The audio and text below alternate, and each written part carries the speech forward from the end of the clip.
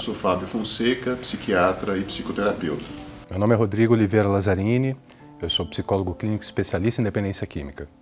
Eu trabalho com isso há muitos anos no consultório e dentro de ambientes de tratamento. E hoje eu vim aqui falar um pouquinho para você a respeito das consequências, dos danos e das soluções para essa doença grave chamada dependência química. O alcoolismo é um transtorno emocional, mental e comportamental que atinge 11% da população brasileira e é caracterizado por uma dependência, uma compulsão ao consumo de álcool, onde as pessoas perdem o controle e perdem a capacidade de gerenciar suas vidas por conta do efeito do álcool ao longo do seu comportamento. Nós consideramos a dependência química uma doença crônica não transmissível, porque se ela não for tratada ou detida em algum ponto, ela tende a piorar, levando indivíduos à morte prematura.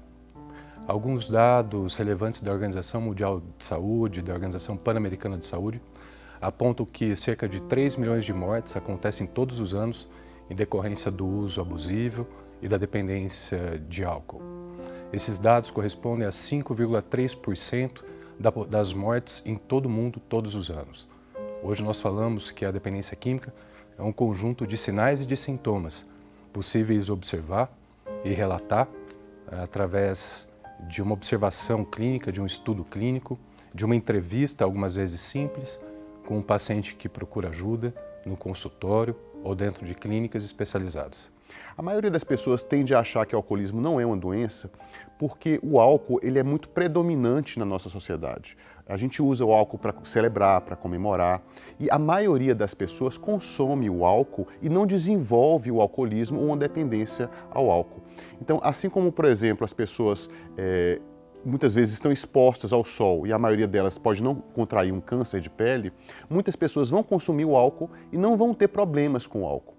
Então, porque as pessoas consomem o álcool por vontade própria, as pessoas também acham que se é algo que você faz porque você procura, então você não tem uma doença, você de alguma maneira não pode caracterizar aquilo por um transtorno, porque é algo que tem a ver com a vontade e as pessoas sempre acham que tem um controle. Mas na verdade, quando a gente fala de transtornos relacionados ao álcool, a gente está falando de um impacto muito grande e uma parcela das pessoas vão ter muitos prejuízos por conta do consumo do álcool. O alcoolismo, assim como todos os transtornos mentais, a gente não pode falar de uma única causa. A gente sabe que algumas pessoas vão ter uma predisposição genética ou familiar, ou seja, pessoas que têm familiares com problemas com o álcool vão ter mais chance de desenvolver o alcoolismo, mas existem outros fatores que estão associados também, como, por exemplo, essa coisa da disponibilidade do álcool, ou seja, onde quer que a gente vá, a gente consegue encontrar o álcool disponível. De alguma maneira, a nossa cultura reforça o uso do álcool, ou seja, se você não bebe, você de alguma maneira se sente meio deslocado ou meio por fora daquele ambiente. E aí uma série de outros fatores. Quanto mais você bebe, mais isso é reforçado, você já tem uma predisposição genética ou familiar, e aí o consumo de álcool vai sendo cada vez mais intenso e cada vez mais frequente. Então, a partir do momento em que você começa a perceber que em todas as circunstâncias você precisa do álcool para se sentir presente, se sentir inserido, e quando você acha que o álcool, se o álcool estiver ausente, você não tem mais graça, você não tem mais o mesmo prazer envolvido, ou seja, o álcool começa a permear ou estar presente em todas as situações, a gente começa a ter um uso complicado do álcool, ou seja, entre o uso social e a dependência, existe uma série de estágios para que o alcoolismo passe a se desenvolver. Não existe um consenso a respeito de uma única causa. Por isso que essa síndrome é chamada de síndrome multifatorial.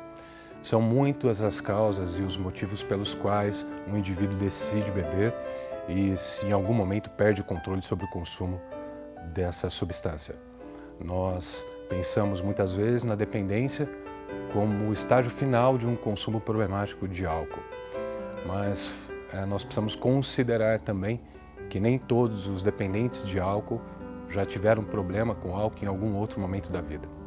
Algumas pessoas, inevitavelmente, por fatores genéticos, algumas vezes por exposição dentro da própria família, por proximidade e facilidade de acesso à substância, acabam consumindo essa substância mas 100% isso eu posso afirmar, das pessoas que iniciam o consumo de álcool jamais imaginam ou pensam em um dia sofrerem do que nós chamamos da síndrome da dependência alcoólica. É muito importante saber que o alcoolismo ele se manifesta de maneiras diferentes em diferentes pessoas. Nós podemos falar que o alcoolismo, por exemplo, nas mulheres, para se instalar completamente, ele demora em torno de 10 a 15 anos, nos homens de 15 a 20 anos, um pouco mais. É possível perceber mudanças no padrão de consumo de substâncias nas pessoas próximas de nós, olhando apenas para o comportamento. Pessoas que tinham o hábito de consumir bebida alcoólica apenas aos finais de semana, passam a consumir durante a semana, muitas vezes dando uma ênfase e uma importância muito grande para esse consumo. É importante ficar atento principalmente a essa questão. Nós entendemos que alguém tem problema com álcool ou com outra substância quando passa a dar muita importância para a própria substância, ou se organizando apenas ou prioritariamente para um encontro com amigos, colegas ou simplesmente para um consumo velado dentro de casa. A diferença entre beber socialmente, um uso abusivo e uma dependência de álcool. Isso muitas vezes é difícil da gente estabelecer ou de fazer a pessoa perceber que ela está tendo uma relação complicada com o álcool, porque, como eu disse, o álcool está muito presente na nossa sociedade. Mas a gente faria algumas perguntas. A gente tem 4 perguntas chaves para a gente tentar identificar se as pessoas já estão começando a ter um problema com o álcool. Primeiro, você já tentou diminuir a quantidade de álcool? Isso já foi uma coisa que passou pela sua cabeça? Você já começou a pensar que você estava bebendo demais? Segundo, você fica irritado quando as pessoas questionam o seu jeito de beber? Terceiro, você se sente culpado pelo álcool, pelo seu consumo de álcool? E quarto, você começa a beber para aliviar o nervosismo? Se você respondeu pelo menos sim a pelo menos 2 dessas perguntas, talvez isso seja um indício de que você esteja começando a ter uma relação complicada com o álcool. Então, são 4 perguntas. Você já tentou começar a diminuir o álcool e não conseguiu? Você se sente culpado? Você fica irritado quando as pessoas questionam o seu jeito de beber? Ou você bebe para aliviar o nervosismo, a ansiedade e já começa a beber muito cedo pela manhã? Então, se você respondeu pelo menos sim a pelo menos 2 dessas perguntas, a gente poderia dizer que o seu consumo de álcool já está ficando mais complicado. Tanto o álcool é uma doença que a gente já começa a identificar uma alteração cerebral por conta do consumo crônico e contínuo do álcool.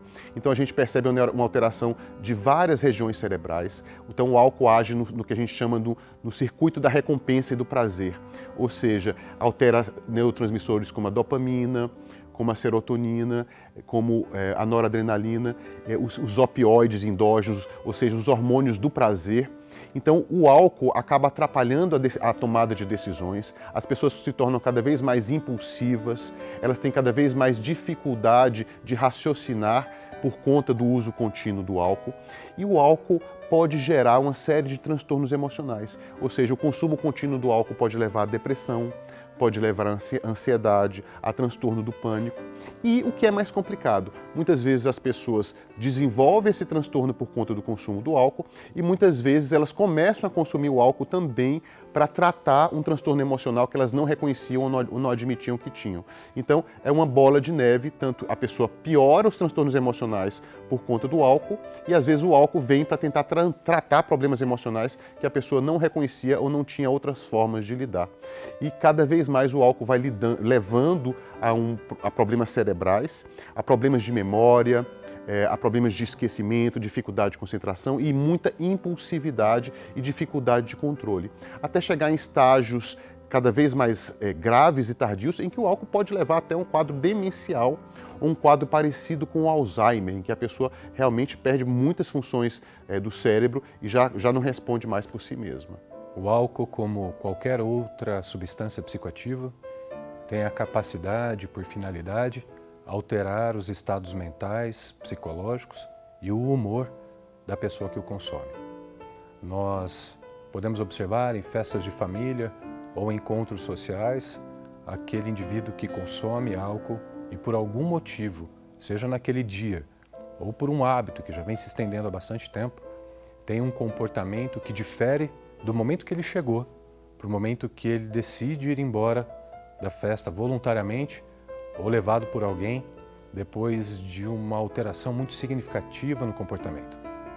Esse indivíduo muitas vezes, quando decide beber sozinho e dirigir, por exemplo, se coloca numa situação de risco ou envolve outras pessoas em riscos difíceis de controlar. Além do comportamento estar alterado, a percepção da realidade está alterada. Os reflexos ficam alterados. O dirigir se torna um problema. Nós temos dados hoje de pesquisa que apontam que grande parte das violências domésticas, dos crimes de pequeno porte, de lesão corporal, acontecem principalmente muito próximo a locais que vendem bebida alcoólica, próximo dos bares, próximo das festas. Grande parte hoje dos acidentes que nós podemos observar dentro dos hospitais gerais tem relação com o uso de álcool. Quando ela é levada ao tratamento, a gente tem que trabalhar com a ideia de resistência ou de ambivalência. O que é isso? O profissional, o médico e o psicólogo vai ter que trabalhar com a ideia de que está acontecendo algum problema na sua vida, você já está tendo consequências, e a gente não vai se importar tanto com o rótulo ou o nome que a gente dá para isso. A gente quer só conversar um pouco sobre a relação que você desenvolveu com o álcool e o quanto isso está sendo algo complicado e não tão tranquilo assim quanto você imaginava. E aí o tratamento vai envolver um leque grande de possibilidades. Quando a gente fala de tratamento de dependência química e do alcoolismo, a gente nunca fala de uma única forma de tratamento para todos os indivíduos. Quanto maior o leque de possibilidades, maior o indivíduo com problemas com álcool vai conseguir identificar aquela forma de tratamento em que ele se encaixa. Então a gente fala de tratamento psiquiátrico, a gente fala de tratamento psicológico, a gente fala de alcoólicos anônimos, a gente fala de comunidades terapêuticas, ou seja, quanto maior a diversidade de tratamento, mais a chance do indivíduo se engajar em pelo menos uma forma de tratamento. Quando a gente fala de tratamento psiquiátrico, a gente fala de várias fases. A primeira fase seria a fase de desintoxicação, e a gente dá algumas medicações para o indivíduo conseguir lidar com a dependência física pesada que ele desenvolveu em relação ao álcool. Então, existem algumas medicações específicas para desintoxicar o indivíduo. Uma outra fase do tratamento é tratar as comorbidades. O que quer dizer isso? Tratar os transtornos emocionais que a pessoa desenvolveu pelo fato de estar consumindo álcool há muito tempo, de ter tido muitos prejuízos, de ter perdido emprego, de já ter se envolvido em acidentes, envolvido em violência relacionada ao álcool. Muitas vezes a pessoa tem que tomar antidepressivo, tem que tomar remédios para controlar a ansiedade. E o mais importante seria também o tratamento psicossocial, ou seja, quando a pessoa pensa em parar de beber, ela vai se deparar com uma série de prejuízos emocionais e sociais e ela vai precisar reconstruir ou de ajuda para reconstruir toda uma vida que está danificada ou que foi bastante lesionada pelo álcool. Então, esse apoio familiar, esse apoio psicológico e o apoio de pessoas que já passaram por isso e que podem servir de exemplo ou de modelo para reconstruir uma vida é muito importante. Então, a gente está dizendo aqui que o tratamento do alcoolismo não pode ser só focado em remédios ou só focado também no apoio psicológico. Tem que ter todo um suporte social para reconstruir uma vida que foi muito danificada e não só a pessoa foi vítima do alcoolismo, mas a família dela. Então, a gente está falando de muitas vítimas do álcool e de um apoio muito grande para conseguir reconstruir, muitas vezes, uma vida que está totalmente devastada. Todo tratamento deve iniciar, a princípio, com uma psicoeducação, com informações sobre educação. Não só no que diz respeito à bebida alcoólica, mas a comportamentos que podem ser gatilhos para um beber ou para um uso problemático. Tudo começa com uma pequena entrevista, buscando entender quais são os sintomas que o paciente descreve, quais são as dores desse paciente, o que é possível observar enquanto sinais de que já há um problema.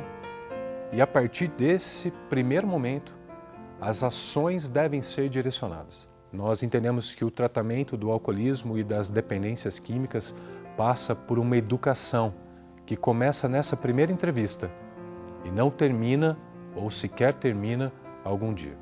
Esse tratamento de uma doença crônica, como é o alcoolismo, deve ter manutenção para sempre, como é o tratamento de outras doenças crônicas. Não mais com aquele nível de sofrimento, mas com o mesmo nível de atenção, de preocupação e de responsabilidade do dependente químico e da família e da sociedade, que muitas vezes também sofre com essas questões que o indivíduo traz através de um consumo problemático de álcool e outras drogas.